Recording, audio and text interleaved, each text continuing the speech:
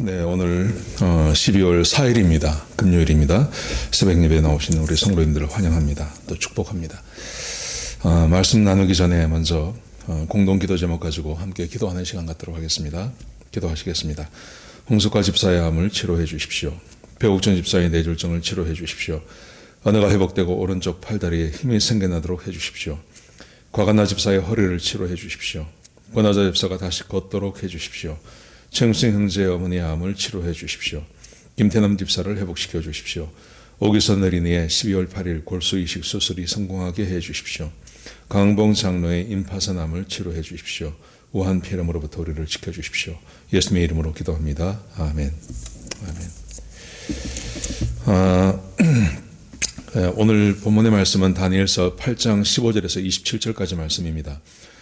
어제 말씀에 다니엘이 환상을 봤습니다.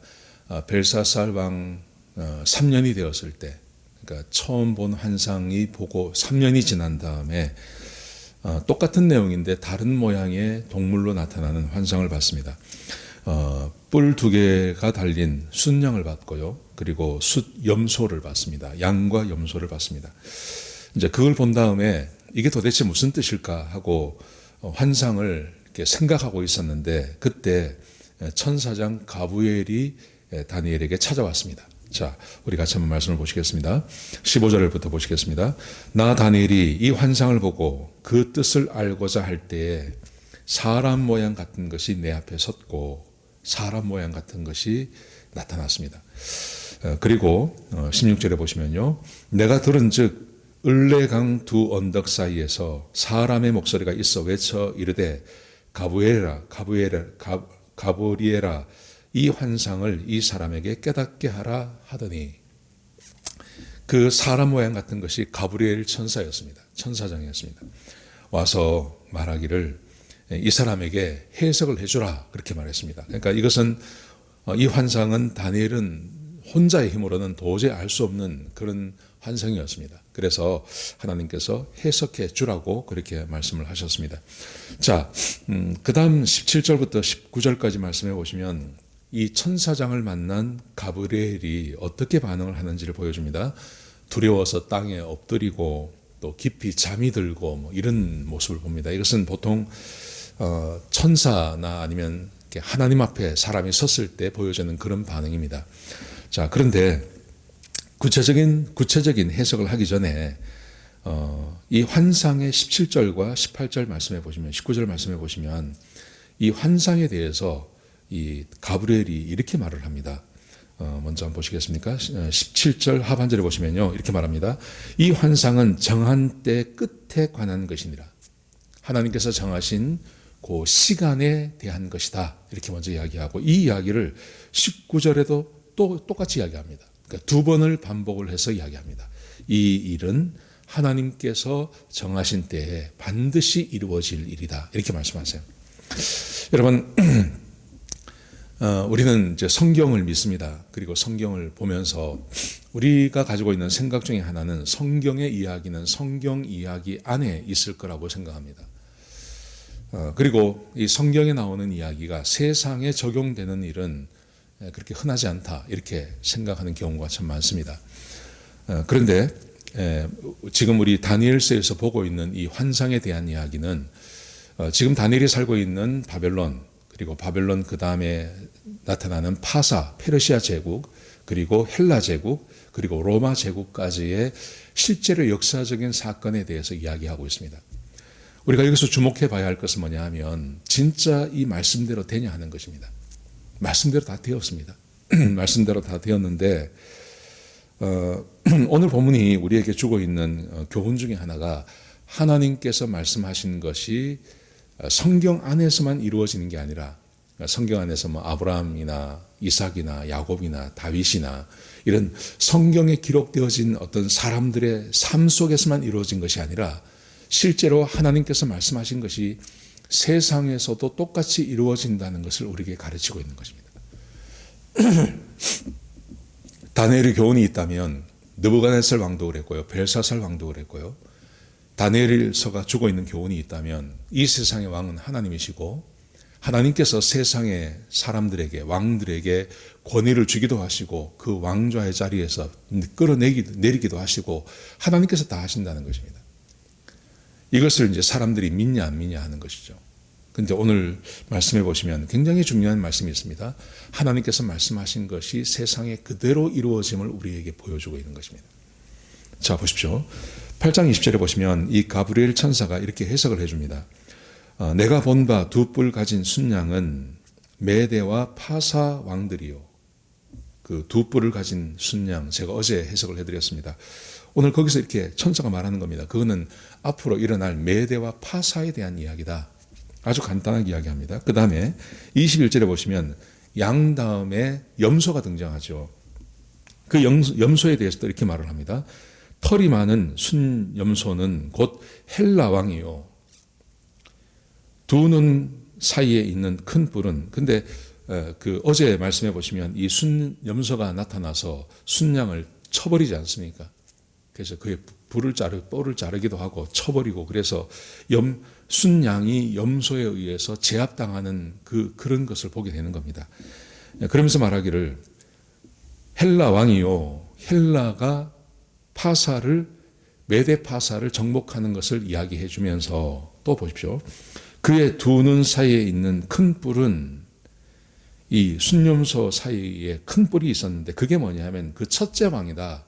그러면서 22절에 보시면 이 뿔이 꺾이고 그 첫째 왕이 죽게 될 것이고 그 대신에 네 뿔이 났은즉, 뿔이 왕이라고 그랬으니까요, 네 명의 왕이 등장하게 될 것이고 그 나라에는 네 나라가 일어나되 그의 권세만 못하리라. 근데 실제로 이래도 되지 않습니까? 여기서 첫 번째 왕이라는 것은 첫째 왕을 말하는 게 아니라 가장 강력한 왕을 말하는 것이죠. 이게 알렉산더 대왕입니다. 알렉산더 대왕이 죽지 않습니까? 가장 강할 때 그가 13년 만에 전 세계를 다 통일한 다음에 그가 갑자기 병에 걸려서 죽습니다. 그리고 자식이 없이 죽었기 때문에 그의 나라는 4명의 장군에 의해서 나라가 갈라지게 되는 것이죠. 지금 그 말씀을 하고 계신 것입니다. 하나님께서 말씀하신 대로 이게 적어도 한 300년, 한 400년 후에 일어날 이야기를 하나님께서 말씀하셨는데 그대로 되어지는 것입니다. 성경에 보면 그 세상 역사책 중에 요세푸스의 히브리 역사라는 책이 있습니다. 요세푸스라는 사람은 히브리 사람이었는데 이 사람이 로마의 포로가 되는 거죠. 그리고 그 히브리의 역사를 기록한 사람입니다. 이 사람 책 11권에 보면 이런 이야기가 있다 그럽니다. 알렉산더 대왕이 예루살렘을 정복하기 위해서 오고 있었어요. 그때 대제사장 야다스라는 사람이 있었습니다. 이 야다스가 하나님 앞에 알렉산더 대왕이 쳐들어오는 것을 어떻게 해야 되느냐고 하나님께 여쭤봤습니다. 그때 하나님께서 그에게 말씀하시기를 예루살렘 문을 열고 그를 받아주라, 항복하라는 말씀을 주셨어요. 그래서 이 사람이 하나님께서 말씀하신 대로 그렇게 항복을 합니다. 항복을 하는데 어떻게 했냐 하면 야다스가 알렉산더 대왕이 예루살렘 앞에 왔을 때 성문을 열고 혼자 나갔습니다. 혼자 나갈 때 대제사장이었기 때문에 대제사장의 옷을 입고 나갔습니다. 옷을 입고 나가니까 거기 와 있던 알렉산더 대왕이 그것을 보고 혼자 앞에 나왔어요.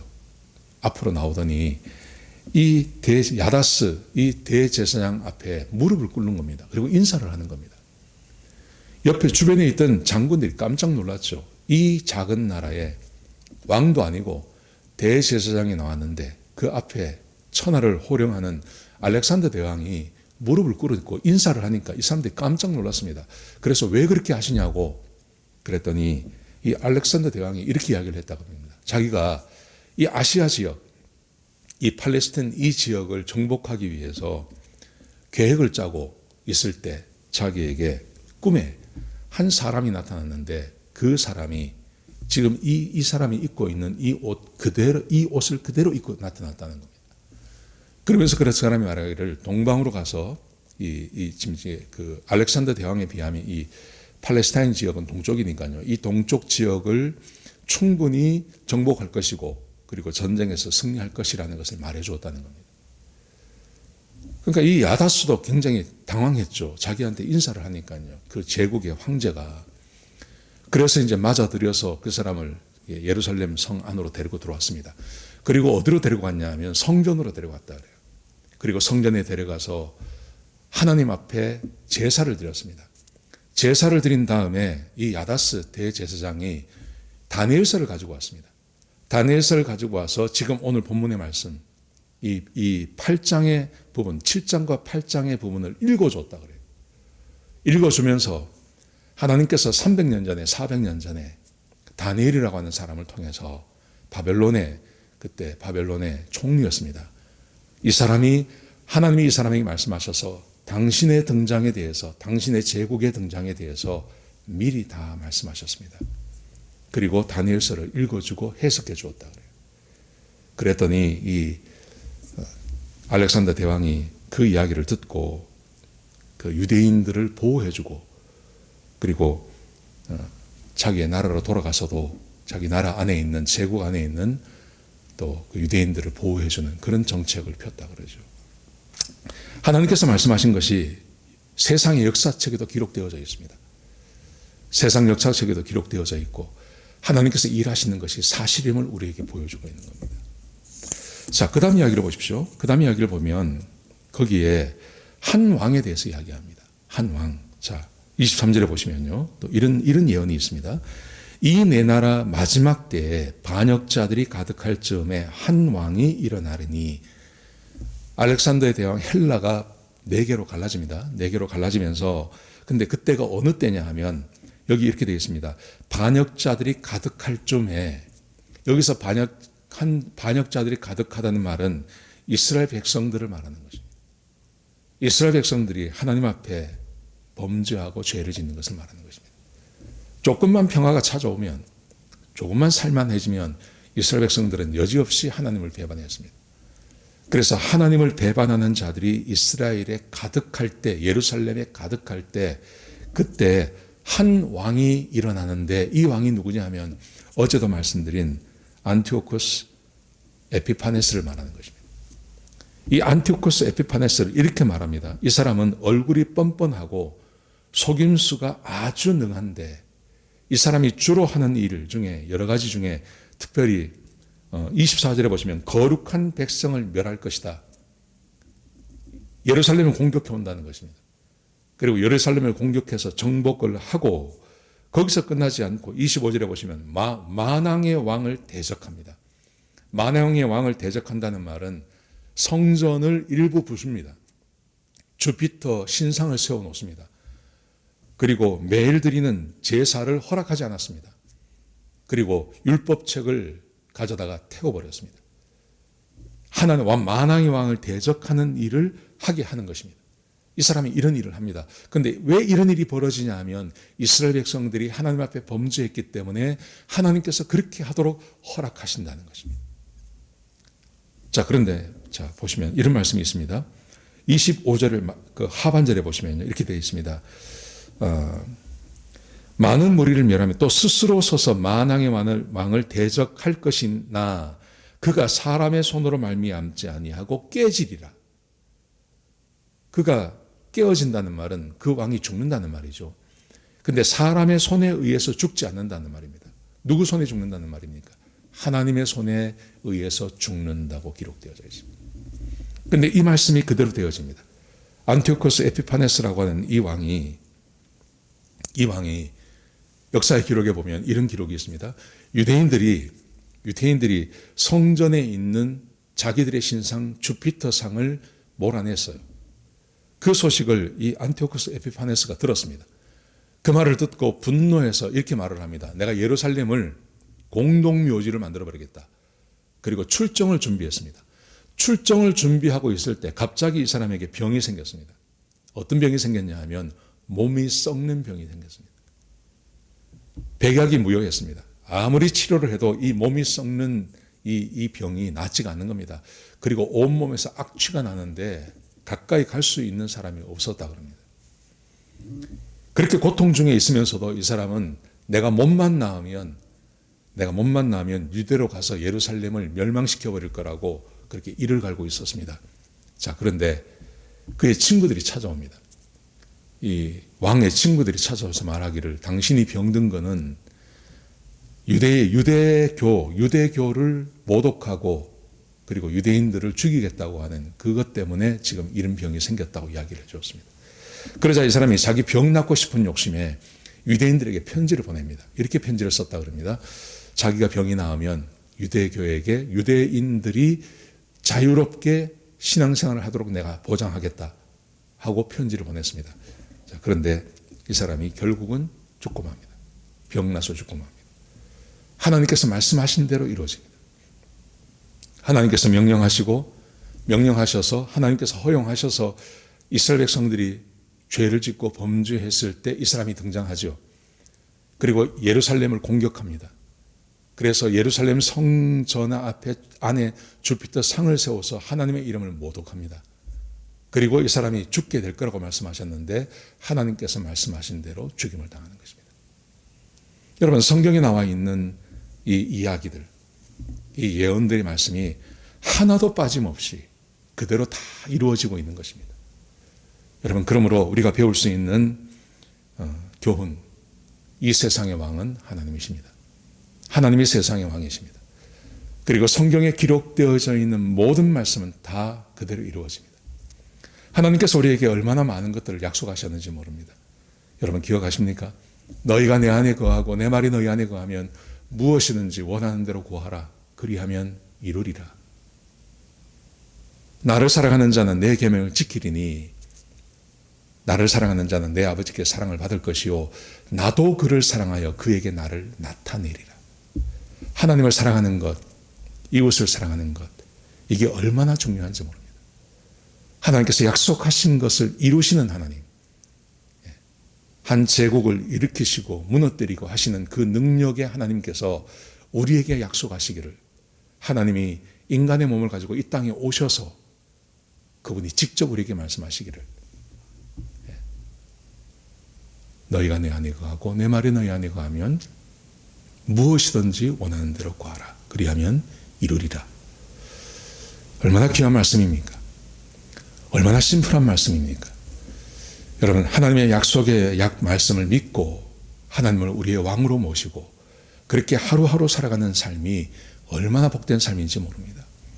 오늘 하루를 살아가시면서 우리 안에 숙제도 있고 짐도 있고 해결해야 될 문제도 있고 여러 가지가 있지 않습니까? 근데 그것을 하나님 앞에 기도하고 간구하고 응답받을 수 있는 방법, 하나님 사랑하는 것입니다. 이웃을 사랑하는 것입니다. 그리고 하나님 말씀에 순종하는 것입니다. 그러면 하나님께서 들어주십니다. 역사하십니다.